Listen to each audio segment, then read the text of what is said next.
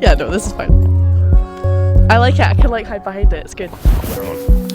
Fit check. I got Reeboks on the feet. I got thrifted jeans.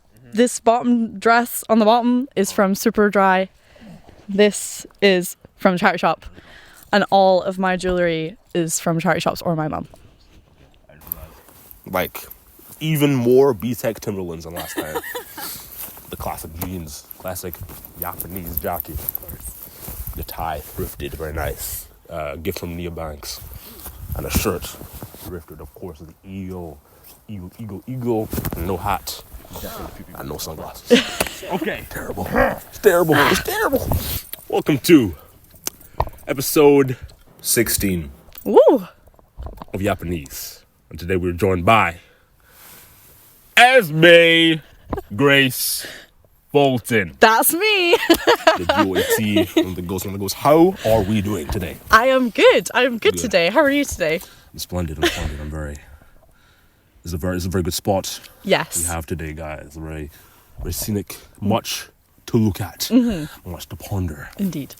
And so the first base we would like to cover Yes. is your current ongoing career path Indeed, yeah. / educational path / they're both the same They're thing. the same thing, kind of. Literally. So you're currently studying to be a teacher. I am. Tell me more, Okay, please. I shall. Please, yes. So yeah, I'm at Dundee Uni for primary teaching specifically because I don't fuck with teenagers. Okay. I can never do high school. Fair play. So yeah, primary teaching. It's going well. I had my pre-visit day for my placement on Tuesday, and so I got a class of P6s, and they're mental, of course, as all 10-year-olds are. Yes. But they're lovely. The course, quite intense. Because it's a master's squished into 4 years. Okay. Wow. So it's really kicking my butt, but we'll get there. We'll get there. We'll firm it. Yes. We'll firm it. Yes. It's good. How did you decide that teachers thing you want to do? Like, how long you want to be a teacher? It never really was a thing in my head until sort of like 4th or 5th year. I wanted to be an architect. Oh, okay. But I was bad at maths. So Oh, okay. I couldn't do it. That's like a key. You kind of really need to be good at that. Yeah, so yeah, that didn't work out. But obviously my little siblings came around about that time, and I was just watching children more. It sounds like so creepy. Every time I describe why I want to do teaching, people are like, "You're a nonce." Yeah. I'm not. I swear. I love kids, not like that. So yeah, I think just like being around the kids a lot and made me realize that like mess with children in a good way. In a good way. Yeah. I just like, I don't know. I find them very like, they're so just whimsical and just like there's not much going on up there. Indeed. Yeah. And I fuck with that because that's how I am, and I click with them. Yeah. I envy the freedom of a child. Yeah. Who doesn't have the pressure of the world exactly on them yet. It's like they got so much to figure out still. Real. And they just fuck about. It's crazy. Absolutely. No. I'm very glad you're doing this because I get to see from school child to actual teacher. I get to see the journey because I have an immense respect for teachers. I'm not sure when this happened, but it's kind of like the same era as when you start being oh, my mom's just a person. Yes. You start to realize the same thing as with teachers. It's when you learn your mom's first name and you're like, oh, whoa. Shit. Yeah. My mom is so scared of life. Yeah, it's crazy. Yeah. And this is their first time living. Yeah. Literally. When that clicked for me, it was because I was was when I was like sort of like not really sure what I wanted to do after the architecture thing got thrown out the window. I was like, I just don't know what I want to do when I grow up. Like, I don't know what I want to do. And she was like, Esme, I don't know what I want to do when I grow up. I was like, okay. Yes, that's crazy. Me too. Yeah. No. I was like the same kind of time, and I was like, oh shit, the teachers are also they're just people. They guys. don't just like power down and sleep there overnight. Like they go home. Yeah. I was definitely one of those kids who was like, they have a bad year. Yeah, and they just wake up in the school. For sure. And like, yeah, I don't know. I just had like much more empathy for teachers than I did before. I was like, they're trying their best. Yeah. And especially in high school. If you're a secondary school teacher, you have like S1s, you have like kids who are still kids. And you have people who are like literally like Luke 35. Yes, it's wild. Under the same roof. Like you have to teach all of them. Yeah. Like, I feel like being a secondary school teacher, that's intense. That is intense. And sometimes you still have primary kids coming in every now and again. Yeah, literally. That's outrageous. Where like teachers, like I feel like they're one of the most overlooked people in society. Totally. It's like literally one of the most necessary professions to make the world go round. Literally. And like everyone overlooks it. It's for real. yeah. Like emergency services, they like save lives. Like doctors, they wouldn't be there without their teachers. Like literally. Thank you. Every single like thank you thing depends like, on an education. Literally. Yeah, it's insane. It's like so fucking. It's just necessary. It's essential, which is why decide out to be a teacher, guys. Don't do it. It's good. It's good. It's very rewarding. But like, is teachers is like the education industry. I think one of the things they're trying to like get more people to do because people are doing it. The thing is like there's kind of no jobs. Okay. Right now. I see. Yes. There are like no jobs currently, but that kind of always happens in teaching because like there's like it comes in cycles when like there's before people retire. Okay. We're kind of at that point where like like a generation of teachers are hitting like 65. They will be dropping off soon. Okay. But we're not there yet. So there's currently tensions. Yeah, literally tensions are high between the youngins and the old folk. I see. So yeah, there's not many jobs, but like high school teaching is more. People are looking for more high school teachers. I see. Primary, not so much, but yeah, let's just hope I can actually get hired. Is your course like specifically primary teaching? Yes. Like everyone in that course? Everyone will be doing primary. I see. If you want to do secondary education, you have to do a degree in a subject first and then do your post-grad year. I see. That's interesting. And that's because like you would be in a specific subject. You need to be specialised. But primary is more general. General practitioner. Yes. That is crazy. GP. Indeed. That's wild. Yeah. I'm nothing but curious about this Ask away. Like what's like the structure of the degree, at least for the first year, like how's it been? So like we have like 3 modules per term that are like specific to the course. Yeah. So we usually do one on like values, and like things like racism and like sexism, things like that. So you have a better understanding of like the ideologies that like are within a classroom and how to like navigate that. Yeah. And like your own personal values and how they link in with like professional standards and values and things like that. Okay. And then you do like one that's more specific to teaching. So like last year it was teaching across the curriculum. They teach you how to teach the subjects. I see.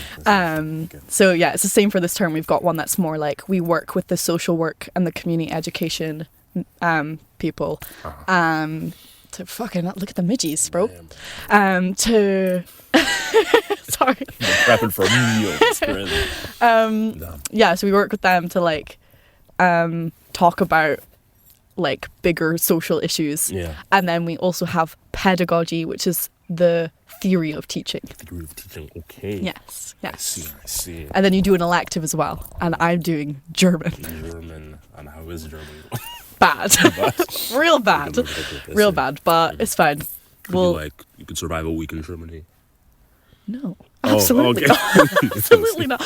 I can say hello and bye, and I know like some of the grammar structures. Okay. But I could not have a conversation I see. at all. All right. I see. Well, Yeah. That's a shame. Yeah. Oh well. Really, really, truly is. Let's see. I usually.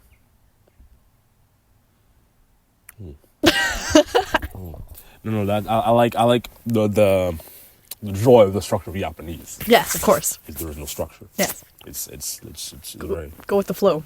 very fluid. Is there like a specific year group that you have that you feel like you want more of a, like from Prem 1 to Prem 7 is a big jump? Yes. Do you have a preference? Very big. You feel?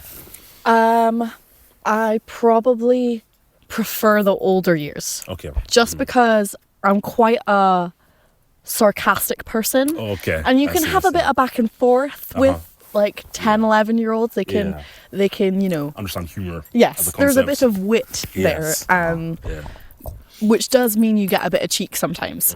But like, it's quite easy to shut down if they respect you. Yeah. But the younger ones are nice as well because they're like barely sentient. They're like 5 and 6, you know. Yeah. There's not much going on up there.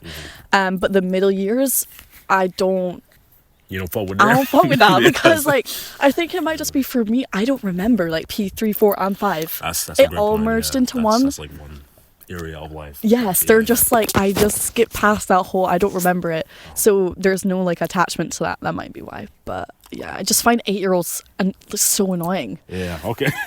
Yeah, to be fair. Like that's when they're starting to understand life as a concept. Yeah, they're like, they have the knowledge and understanding and they're getting more confidence, but they're not quite cool enough to be like your mate yet. They're just annoying. Yeah, that's really true.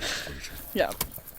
But they always have like the funnest topics. They're always doing like the cool I see. topics. So yeah, that's true. That's true. Yeah, like Egypt or shit. I was like, yeah, fire. Titanic. Yeah, I got to be Tutankhamun, bro. Fuck. It was fire. And then the other class had like the Willy Wonka and the Chocolate Factory. Whoa. Like, as a topic. That's wild. They like did like a theatrical show of it, and they like open up and they do like. There's chocolate. And did you watch the Wonka film? Recent Wonka Yes. film. Yes, Yes. I did indeed, and I thoroughly enjoyed it. Yes, it was actually good. Very fucking good. I thought the was music like, was actually really good. I was like, damn, this is Timmy's actually like absolutely cooking with everything he's doing at the moment. Fucking chameleon is crazy. It's like For real.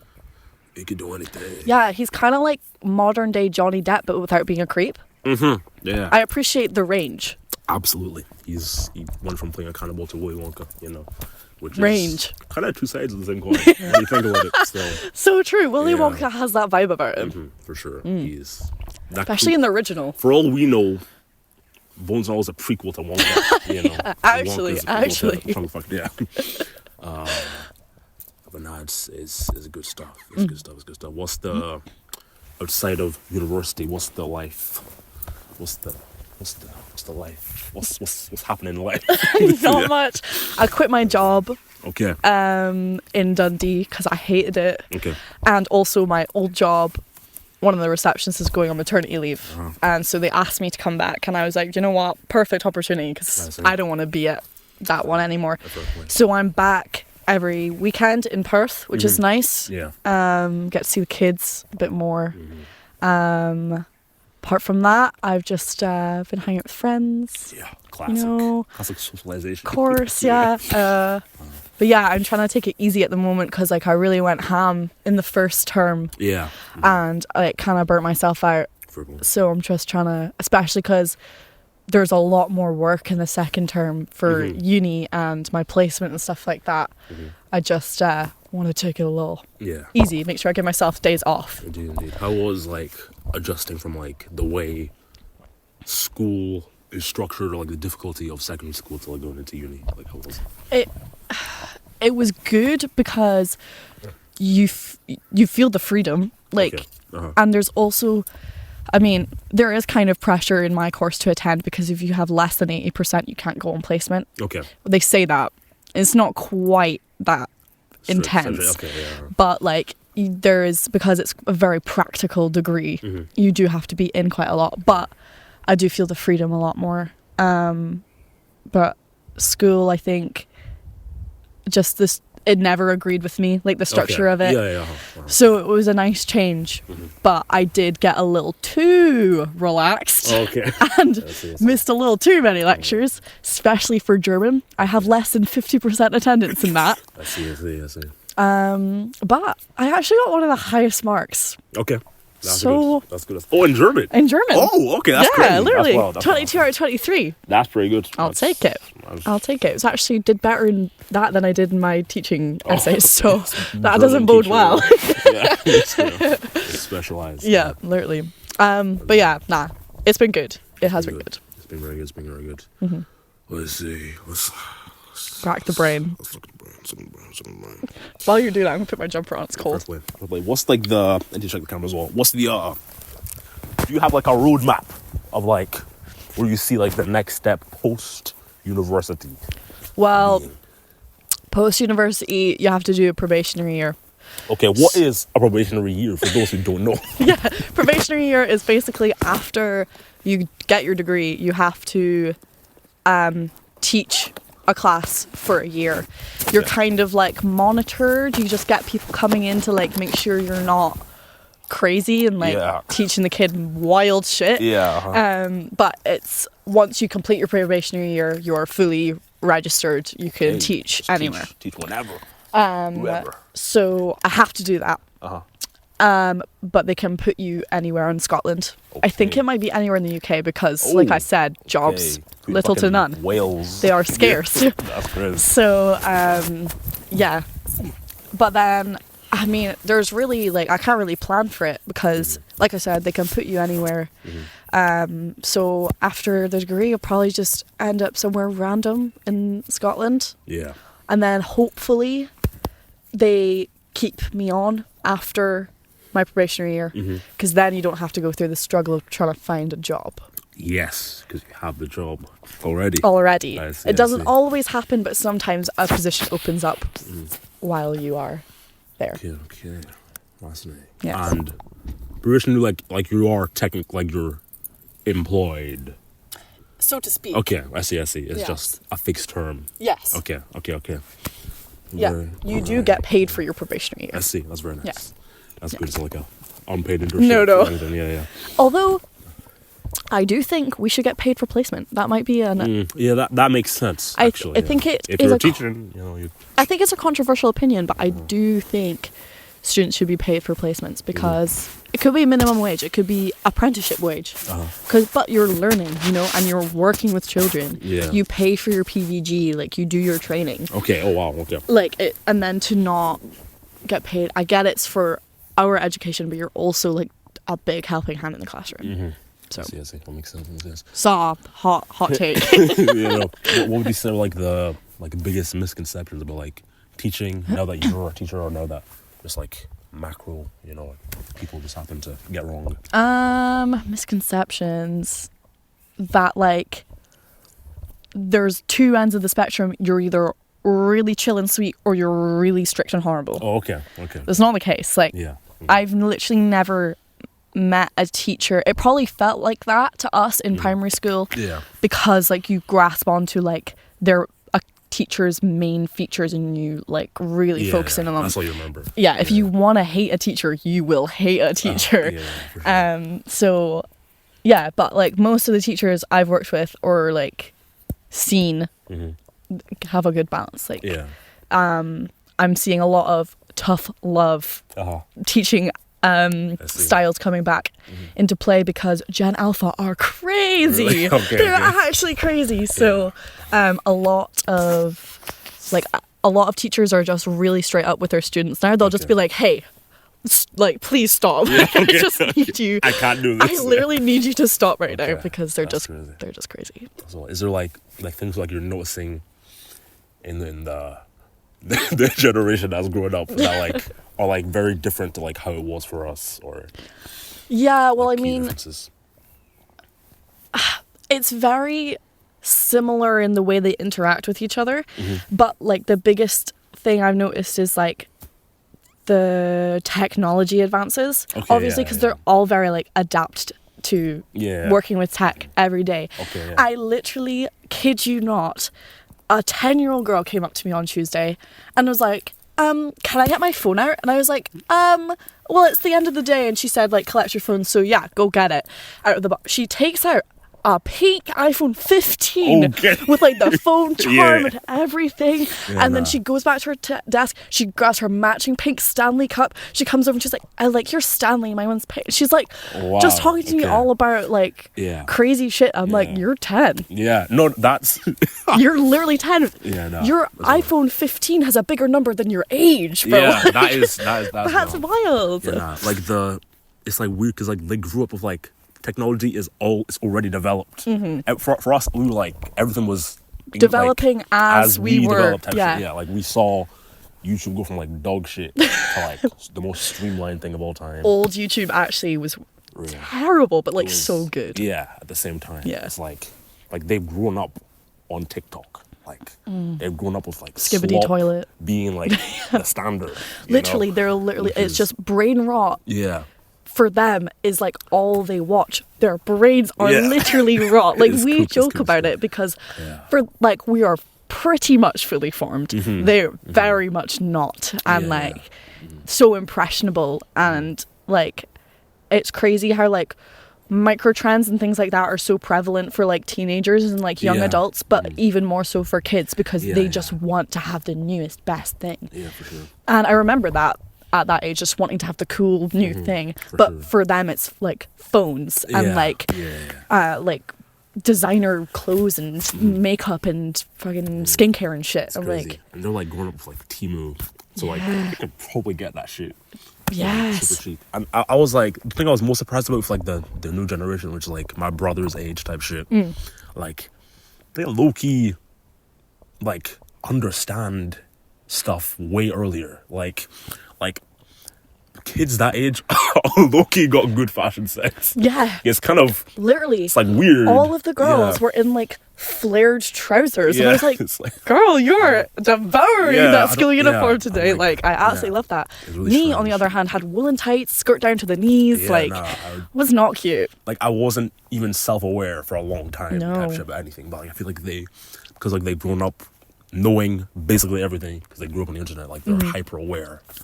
Yeah, kids' fashion isn't kids' fashion anymore. It's just our fashion in smaller sizes. That's crazy. Crazy.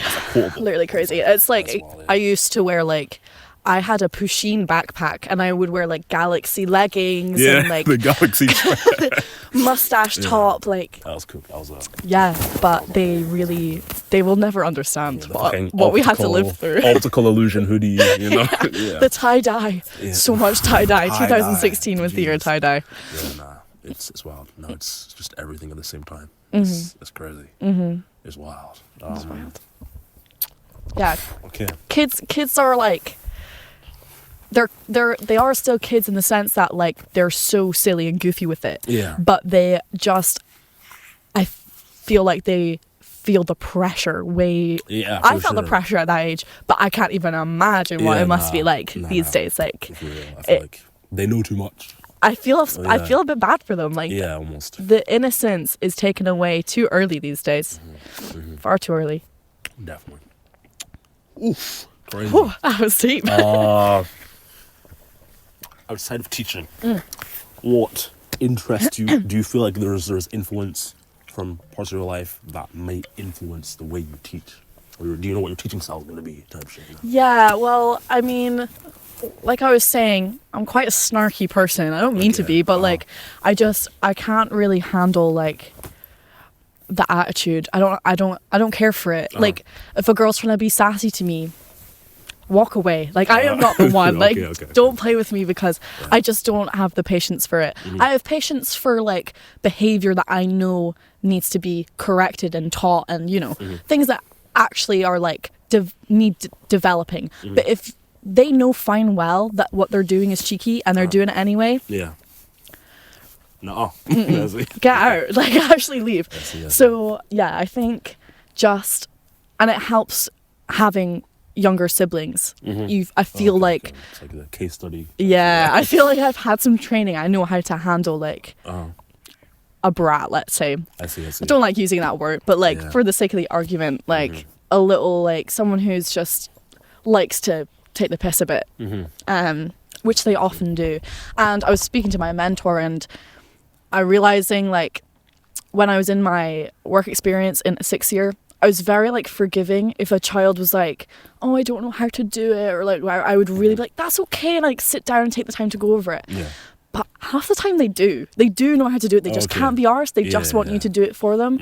So I'm really, like, trying to get into the mindset of, like, just leave them to get on with it. Yeah. Like, if they're being silly, if they're being goofy, whatever, leave them. They will sort it out. If they're actually struggling, of course, I will help. Like, that's my job. But yeah, I think laziness is a big problem in the classroom currently. Yeah, so you just got to give them a kick up the backside. Just be like, get on with it, bro. Yeah. Get on with it. Because for the most part, they're very capable children. They just CBA. I get that. Can't be bothered. I get that. Yeah. Are you, like, seeing, like, this is more like with along your, what's it called? Classmates?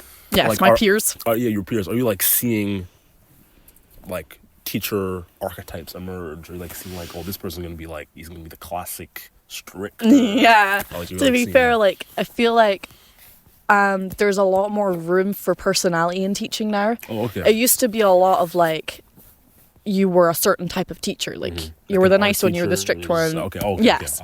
But, like, teachers really put their personality into the lessons and into their relationships with the kids.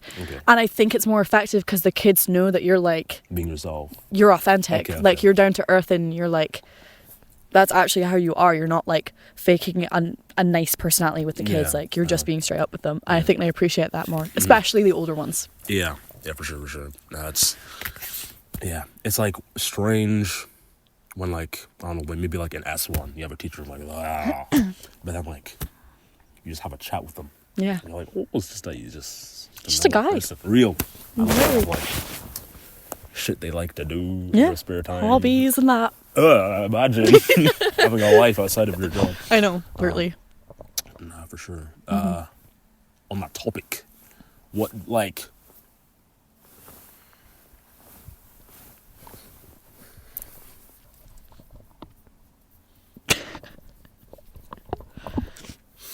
okay, like, how, I'm not sure how much, like, it will change from being in academics, like, learning how to be a teacher, to being a teacher. Like, I'd imagine time management, very big thing. Big deal. Teachers kind of all-encompassing. Yes. Can take over your entire life. How do you intend to manage that? I don't. No, I'm just kidding. Nah, it is hard, like, because you go home from a full day of teaching, or you stay in the classroom from a full day of teaching, and you have to plan the next day. Yeah. And then not just the next day, but, like, the term. Basically, you kind of have to plan the term in advance. Okay. Especially with, like, so many different, like, learning styles and needs in a classroom, additional support needs and things you have to take into account when you're planning lessons. Like, it's time consuming, like, and especially when you're starting out, because you don't have, like, loads of lesson plans from the roster from years ago to fall back on. You really just have to come up with them all and see what works. It's trial and error. And you really can let it get to you if a lesson doesn't work out. Like, if it doesn't pan out, you can be like, I'm a shit teacher. Like, if you can tell the kids aren't engaged, and you just feel like that was such a waste of time and resources. But it's a learning curve, which is weird because you're supposed to be teaching. But, like, you are learning as they are as well. That's something that, like, terrifies me. Yeah. I feel like you've like done a presentation before, like, and it's like, oh, okay, I messed up, but that's fine. That was just a one-time thing. Yeah. But, like, you have to go in every day. Teach something new. And, like, that's crazy. Like, that's really wild. Because it's not only do you have to teach them it, but you have to teach yourself it, especially if it's a topic that you're not familiar with. No back to front, basically. Yeah, you have to really have a good, like, depth of knowledge and understanding in order to be able to teach it, because you can't just, like, teach them the concept. You have to teach them where the concept's going, like, how that's going to progress as they keep learning it.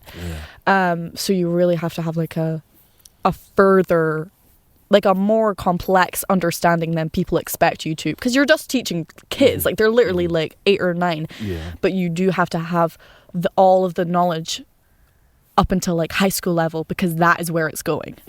So there's, you have to have, like, full you because you Bird's eye need view, yeah that's literally yeah. bird's eye view of That's the crazy. whole topic Mm-hmm. and how it could, and then like yeah. That's wild.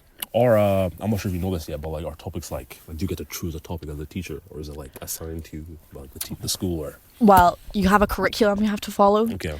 So, I mean, it's kind of hard to explain because basically we have to follow this thing called curriculum for excellence. CFE. CFE, I that's had the no idea one. what it meant, but I was like, we're doing CFE, guys. That's it. Yeah. Curriculum for excellence, which is like they give you, there's like over 2,000 E's and O's, which is experiences and outcomes. Okay. There's over 2,000, and it is physically impossible to teach them all across all 7 years because there's like 3 levels, or do you teach 2 levels? And I don't remember. I should probably know that. Oh well. So, yeah. What was the question? Like, do you get to like choose a topic? No, or- not really. I No, mean, you okay. get to choose it term by term, but it's all. You have to pick one based on what is going to provide you with the opportunities to teach certain Okay. certain So it's experiences like, and you can like outcomes. choose like a vague subject. Yes. That needs to like hit these markers. Yes, they're called Mm. benchmarks, and it's just Okay. like the not really the minimum, but like the expectation. Mm-hmm. You can go in above and beyond, but I see. That's it's why there's like repetition. Like often, like you'll see like, oh, I did this in P4. So like I did this in P4. Okay, because Yes. there's certain ones that have like more yes, benchmark. Which is that's crazy. That's wild. The more you know. yes. This is the behind the scenes of Real. what you guys were doing in primary school, guys. That's wild. That's wild. Yeah, a lot more thought goes into it than just like, oh, like it would be cool if we learned about the Titanic. Yeah, Like it's there's some more thought that goes into it. That's crazy. But you can like ask the kids like, what do you want to learn about? Like, because they're mostly either focused on history, geography, or like people and like society. You know, I see, I see. that's usually the topic work. Okay. So yeah, you are expected to hit like certain benchmarks and E's and O's, but Mm-hmm. I guess there is like certain like freedom in that respect. Yes. Let's see. Mm-hmm. How? I'm not even sure. Like, how do you think you're gonna like utilize on like technology, or how do you think it's gonna play into the way you teach, as opposed to how we learned? You know, Yeah, because they didn't really go past like a smart board. Yeah. Because we didn't A have phones PowerPoint. at home. yeah. Yeah, but now they go like. Well, it depends what school you're at because there's loads of softwares like Class Dojo, Google Classroom. Sometimes they use that in private schools, and there is another one I forget what it's called. But like, there's way more like resources for children and available for children to take home as well. Yeah. Okay. Like some schools have like iPads for every kid. Yeah, Like that's crazy. That's insane. Not every school obviously, but I think it's easier to get a more holistic view of your class because you're not relying on them being able to transfer thoughts to paper. Okay. It's okay. which is hard for a lot of kids to be able to articulate in that way. Like Yeah. there are way more options for kids who are dyslexic or just have a hard time like getting the point across paper to pen like I do. I forget. Like I have this whole thing in my head and then I go to write it down. I'm like, oh, I Yeah. forget. Yeah, I okay, forgot. yeah. So yeah, I think it's There's like more options for you as a teacher. yes. Okay. Oh, just on how to go about things, and I think it makes planning harder in that way because there's so many options and there's a lot more to think about. But it's at the end of the day, like you're probably more thankful for it because it's you get a more accurate depiction from every child because they get to transfer their thoughts in the way that's most suitable for them. Okay. It's good. It's really good. Trying to think. This teaching thing is it's like I'm very interested by it. I'm trying to think of Good, I'm glad. Not many people are. No, because like, yeah. Like, They should be though. for sure. They really should. I think people should be more. Well, actually, parents should be less involved in their child. Like just parents Really? and their child's education. Man, wow, they Yeah. take that shit seriously. But like, I think people should be more concerned about what their kids are doing in the class day to day. Okay. I see. Yeah. Like, there's like 3-ish levels of like education. Like your nursery, primary-ish, secondary-ish, and then you have your university. Yeah. Would you ever consider / what are your thoughts? Obviously, you said you mess more with the age group. Yes. But like, what's like the reasons you would / wouldn't go for like uni education / secondary education? Well, I mean, I think if I were to do secondary education, it would either be music or art Okay. that I were to teach. I see. And for that reason, like, the reason I don't want to do it is because it's mandatory at S1 and 2. And there are so many kids that just can't be bothered, or they don't want to be, they hate it. And then even in S3, and like when you can pick your subjects, there's so many people that pick it because they think it's a skive. They take it for the, they take it for the piss. Like, yeah. So that is why I wouldn't, because I would love to teach the kids that are so passionate about it, but they're few and far between. Yeah. And also I think like lack of funding and resources would piss me off. Especially for music. Yeah. That like broken equipment, things like that would annoy me. Like a handmade guitar. Yeah, literally. But I feel like if you were to teach like things like computing or like I don't know, a more like niche subject, I guess, like geography or something. Okay. There's like, yes, obviously kids still have to do it in first and second year, but I feel like after that, people aren't going to take geography just because they can't be arsed. Like, they're going to take geography because they want to. No, that's true. Like, I feel like, because there's the whole like stigma around music and art and like the creative subjects that they're just a skive. They're not. Yeah. So that would annoy me. That's why I don't want to do it. Lecturing though, like I don't know.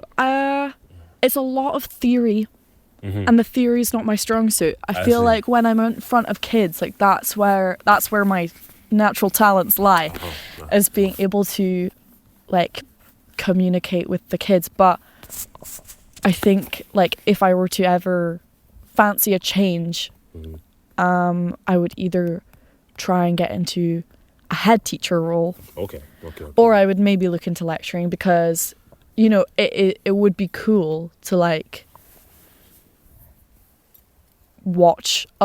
teach other people all of the knowledge that you've gained from so many years of experience. But of course that comes from the years of experience. Like you kind of need to lock in for at least like 10 years, because if you just like do like 5 years, well, that's like, some people do that, they do like 5 years of like practical teaching in the classroom, and they're like, I'm gonna fuck off and be a head teacher now, I'm gonna fuck off and be a lecturer. And it's like, well, at some point, if you're a head teacher and you've only been teaching for 5 years, you're going to be in charge of people who've been teaching for like 10, 20, 30, 40 years. Like, it just feels like you're taking the mick a bit. So, dunno. What is like the role of a head teacher or like a deputy head teacher? Like, it's a lot of administration. A lot of administration and just like organizing.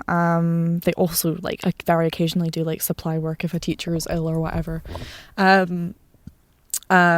Just kind of manage. You're basically the manager of the school. Okay. You're managing the pupils and the staff. Okay, so it's like boring, but like more money. Yes. Basically. You get way more money if you're a head teacher. So that's the draw. That is why people go for it so quick off the mark. That's interesting. Okay, and how does it feel doing like a job or heading towards a job that's like so, like it requires so much passion and drive and effort for a paycheck? Minimum reward. That's like literally. Maximum effort, minimum reward. It's frustrating. Okay. Very frustrating. I can imagine. My flatmate Amal, shout out Amal, she's doing medicine. And we had a conversation about this because she was talking about how she saw like an article or something of a junior doctor who was making £14 an hour. Crazy. I make £10 an hour as a receptionist. Damn, yeah. Like a fully qualified, fully trained, did his like 2 years of like placement, whatever, and he's making £14 an hour. It's diabolical. That is absolutely horrendous. Like, and it's similar for teaching, although wages aren't too bad in Scotland. They are way worse elsewhere. They're not great down in England. I still don't think we are compensated accurately to the amount of work we put in, and also the amount we have to deal with from kids. Like, kids are the COVID generation are cooked, bro. So cooked. Attention spans of a marble. Like, they just can't. Their attention is very poor. So it's repetition, and the behavior, of course, behavior management is getting harder. So hashtag give us a pay rise, please. Pay rise, That's like, it wasn't until like I got into like education more that I realized, like, oh, I kind of get why you were all going on strike last year. Like, I was complaining about it because like it was around exam season, but I get it, guys. Like, I get it. Yous were in the trenches, the absolute trenches. And it's not just the pay, it's the amount of non-contact time as well. You have to have a certain amount of non-contact time in your contract, and because in high school it was because they're understaffed. People were having to come out of non-contact time to cover classes. In primary schools, it's because there's not enough like support teachers. So you're having to tag in to like other classrooms to help a class out, or you're not actually taking non-contact time because you're taking a small group for reading or something like that. You might not be with a whole class, but there's always something to do. So I think teachers were just kind of getting fed up. That makes sense. It's like very frustrating though. It's very, and it does get to the point where you feel like, why am I even doing this? Like, is it worth it if I'm going to put in all this effort just for a shitty wage? Like, is it worth it? But I think yes, so far.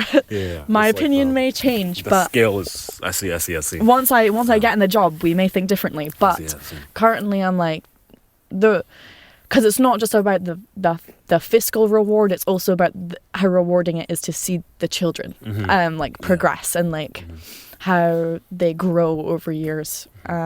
Is that like in terms of like the non-tangible reward, is that the main thing, like just the progression of the kids? I think that is like why a lot of people go into it, because it is so rewarding in that sense. Like you get to see them grow into like little people. Especially if you like stick in the same school, you get to see kids that you've taught in primary 1 all the way up to upper years, and it's very rewarding and just like nice, warms my heart. Especially even when I did like a couple months of work in Oakbank Primary. Shout out Oakbank Primary if anyone went there.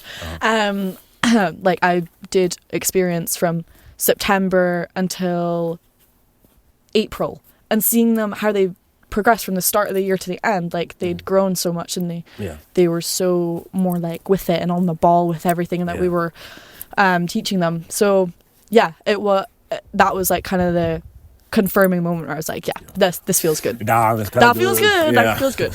I see.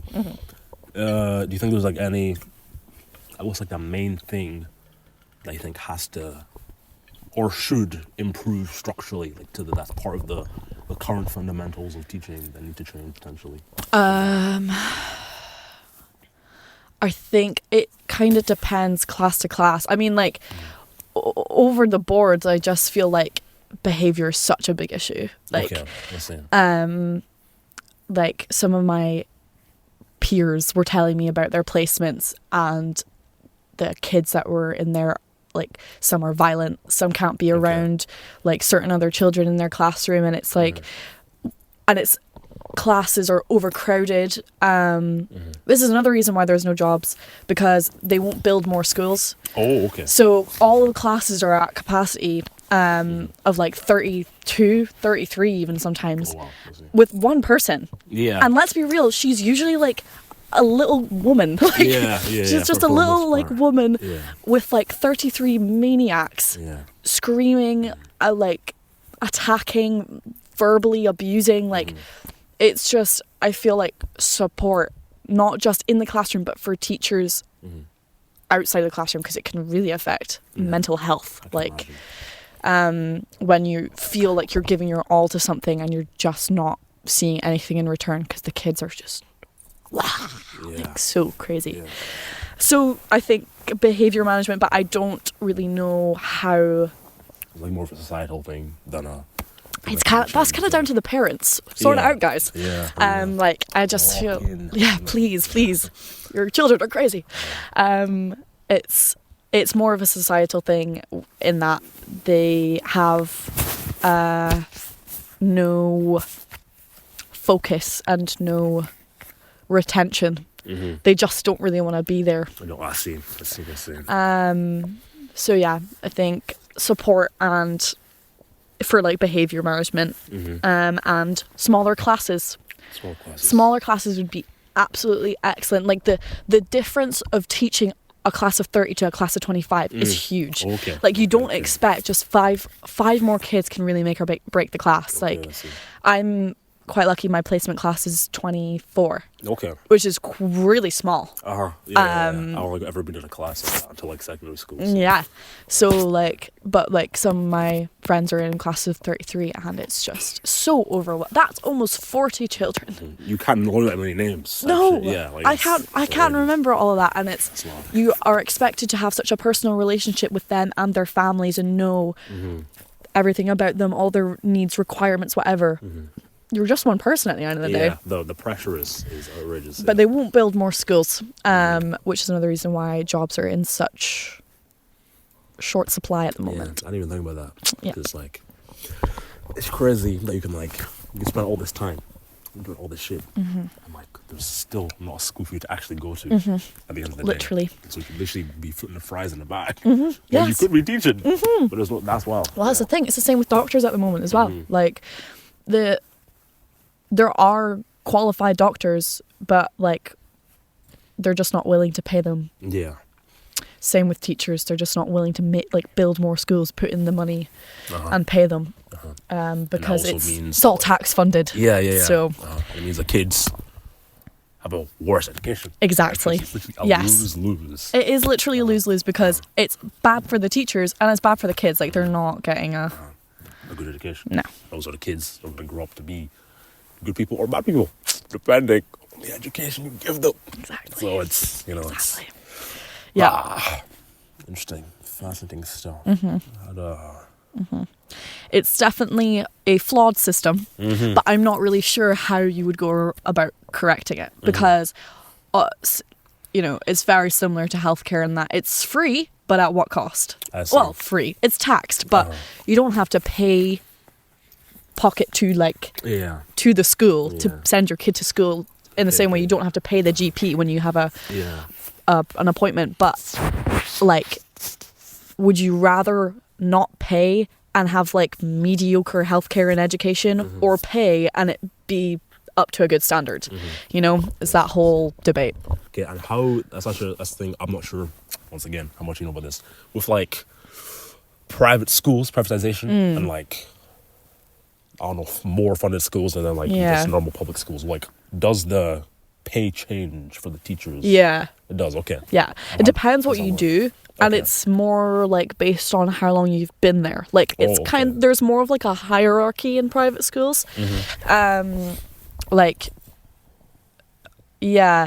because they're technically like charities, I think some of them don't pay much taxes. Oh, okay. It's kind of a loophole. I see. Okay. So, because they, it's most of their funding comes from like donations. So they can technically claim like charity status. Right. So pay does change, and obviously like there are many benefits for going to work at a private school, because better resources, smaller classes. Yeah. I don't want to make the generalization of saying nicer kids, but it can be the case. Like, obviously you're gonna get absolute nutters anywhere you go, but it's more affluent. Objectively affluent children coming from nice areas. So you're not. It's not like you're teaching people from who are really deprived areas. And what was it like like feeling like you have to choose where you go, or does it feel like there's a choice even? Currently, no. I see. Currently, no. I mean, you can request to be placed at a specific council. Okay. So it could be Perth, Ross, Dundee, Angus, whatever. Yeah. But they can give you more money if you just say, put me wherever, bro. I see. So again, it's kind of like money over like choice of like where you want to be. Okay. Yeah. So yeah, I don't know. And the thing with like choosing a private school is like I don't agree with private schools morally. So again, it's like sacrificing my moral compass for a bread. better wage and like a nicer teaching experience. I don't know. I don't know where I'm landed at that yet. There's always like there's gonna be some discordance between exactly the way of life. Yeah, you either got to struggle to be technically happy, but also not happy. And then or don't struggle less to be. Yeah, because like you're struggling less and you're getting more back from it, but you probably will feel a little bit shitty because you're teaching a bunch of like Tory cunts kids. real. So yeah, don't know. I see. Fascinating. Indeed. What about like? I assume they're like private primary schools. Yeah. Could you teach like the arts? It's like primary school kids, or do you still have to do like the major in that art? No, you can. Okay. I mean, well, because it's the same with like, you know, when like a teacher would come in and they would do like an hour of music with you. You could do that. Oh, okay. But if you're doing that, you're most likely also teaching instruments. Like you're an instrumental teacher, like you're teaching kids cello or you're teaching kids whatever. I see. You're not just taking classes for a music lesson or an art lesson or whatever. Yeah. You're usually doing something on the side or like working with the council as an instrumental teacher. But you can just specialize in like primary teaching, like music primary teaching. Okay. But you're not going to make much money off it. It's like... And I imagine it's very competitive. Yes, very competitive. And it's only like a handful of hours a week. I see. So if you're doing that, you're also probably either instrumental teacher or you're also doing sub work on the side. Okay. Fascinating. I'm very glad to have got this opportunity to like learn more about teaching. I feel it's something, people go learn more about each other. Absolutely. Absolutely. And, like, teachers got a lot of... Very overlooked. For sure. And a lot of hate that, like the only reason it exists is because people don't know or understand what's happening. Like, people who literally dedicate their lives to, like, knowledge and the pursuit for knowledge and making sure that they understand things to pass that knowledge on to children. Yeah. And literally, we get very little back. Yeah. Sure. If we're getting shit back from the kids, we're also getting shit back from their parents and like not much money in return. So don't know. Yes, you can get pessimistic with it if you think on it too much. You gotta just like see the good parts to keep going, I suppose. Yeah. Do you have any, like, aside from teaching, any life goals? Is there like do you see doing something after teaching? Do you see something doing alongside teaching in the future? I've been doing a lot of painting recently. I've been getting back into painting. I do watercolors mostly, but like illustrations in general. I fuck with oil pastels, pencils, things like that. I've always been quite arty, but I never really wanted to do anything with it because I feel like it would crush the joy. Oh, okay. It would really kill the passion, and I didn't even take it in school because I was just like, if I turn this into homework, I don't want to do it. It just has to be something that I do when it's like pure. Yes. Yeah, I see. That's like that and music are very tainted for me because there's no obligation. I'm doing it simply because I want to. I would really like to get more into recording music just because I love to sing. Like, I love singing.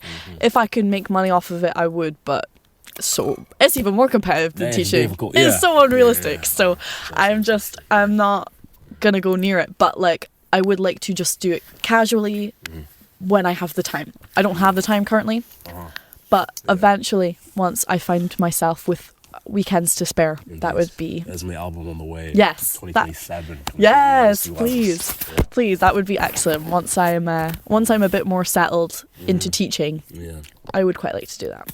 Imagine like one of your students is like, yo, I just went to Spotify. I was trying your TikTok, promoting your music on your TikTok. Is this the song like, in the summer? Yeah, like in the classroom. Literally. Yeah, that'd be rough. Yeah, that's crazy. Yeah, no, that's wild. Did I just produce the song? So yeah. Oh, that's crazy. Do you think you'll be able to have like a good work-life balance, or you feel like it's gonna be inevitable, like for at least a bit, to like still be figured out? Yeah, it's still definitely a learning curve, just because there is so much that goes into it, and like until you really find your feet and your teaching style, and you've got like a good repertoire of lessons built up, you can't really kick back and relax in the evenings. You're doing, you're constantly in not teacher mode, but you're thinking just out and about. You're like, oh, that would be really great for the classroom, that would be really great for the kids, that would be good for that one kid who can't whatever. You're always thinking about your kids in that respect. And that will continue for a while, like the first like 5 years, I'd say, until you've covered like most of the age groups. I see.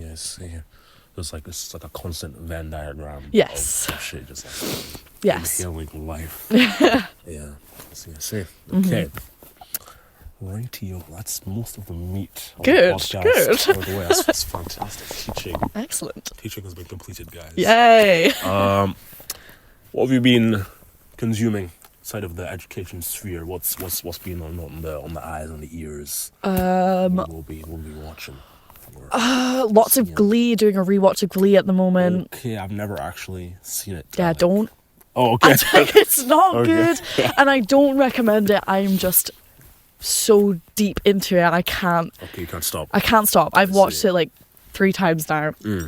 So I'm doing a rewatch of Glee, as much as I hate every second of it. Okay. It's like a car crash. Like you can't look away. It's that bad. Okay, it's horrible. But yeah, Glee rewatch. I've been trying to tap into my inner child, of course, because placement properly coming up. Yeah. So I've been watching a lot of stuff from my childhood. I see. Including but not limited to Tinkerbell. Has been heavy on rotation. Okay. Fire. Yep.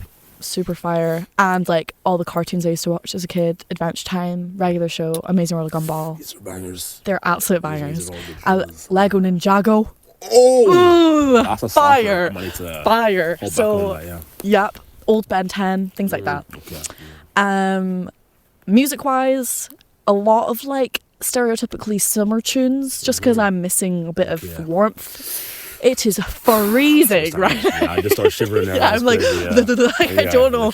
It's probably picked up on the camera, my jaw shuddering. But like, I've just been missing the sun, because we've had some sunshine, which has put me in the mood for it.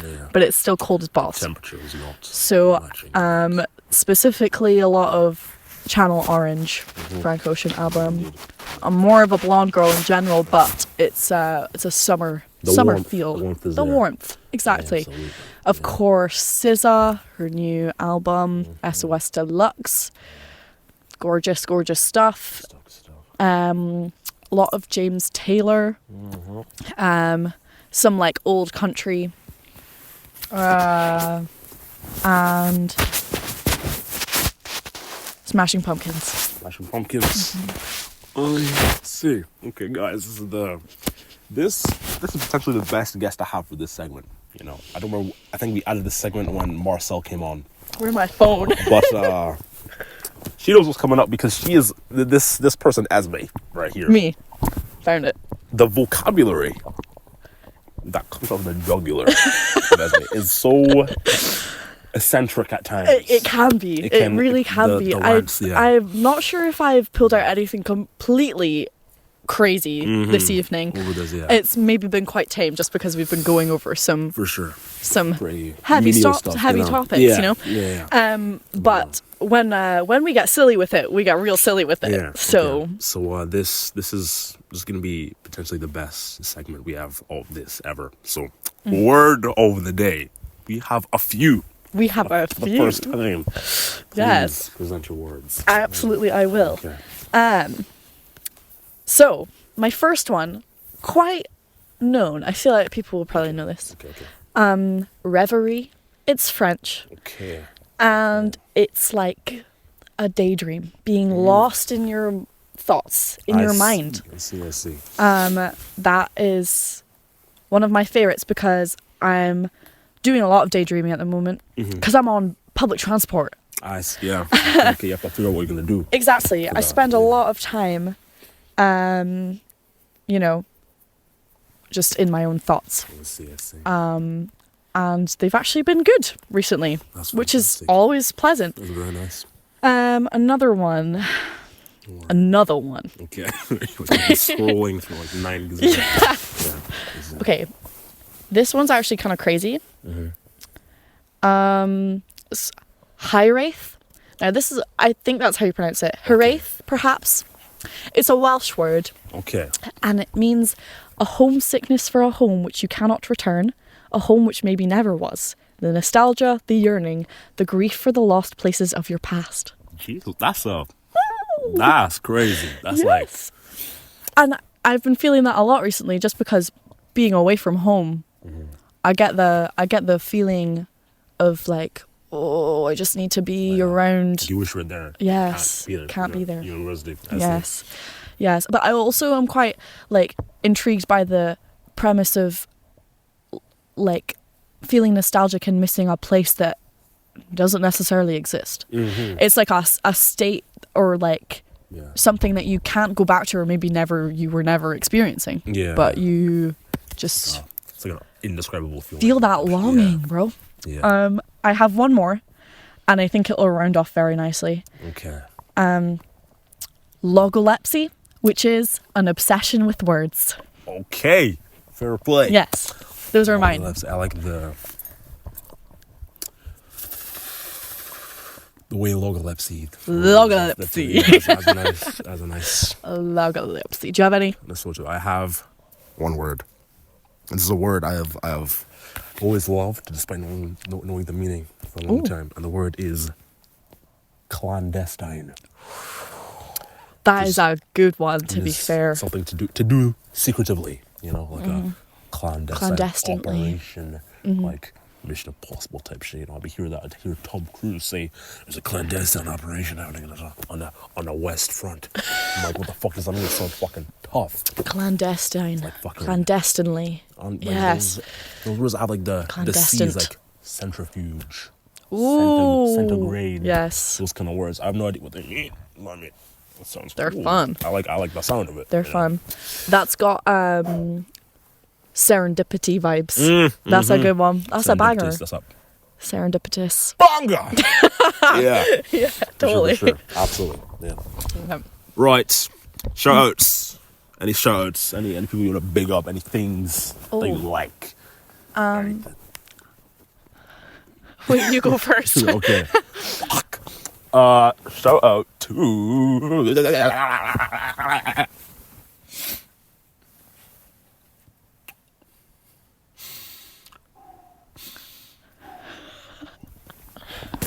Shout out to jumpers as a creation.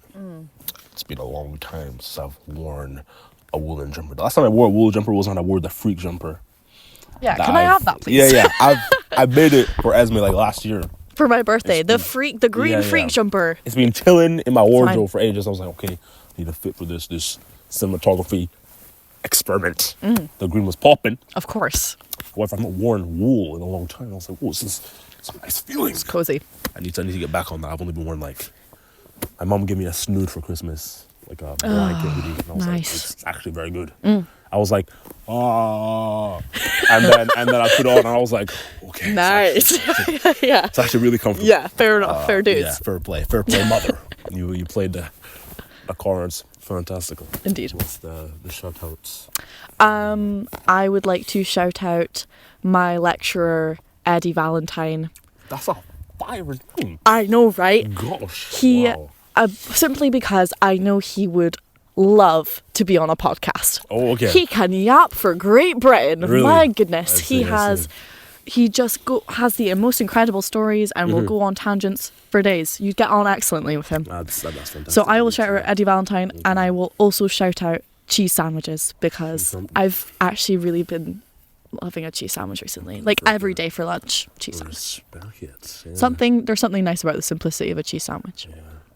I actually wonder if that should be a thing, like the ALS Ice Bucket Challenge, where you're like, the person who I dare to call on Japanese It's Eddie Valentine. Eddie Valentine, yeah. Okay. All right, that's splendid. That's a wrap. That's a wrap. Thank you very much for coming on the podcast. Thank you for having me. It's been absolutely excellent. Thank you very much for watching. Yeah. Stay yapping. Stay yapping. Stay yapping.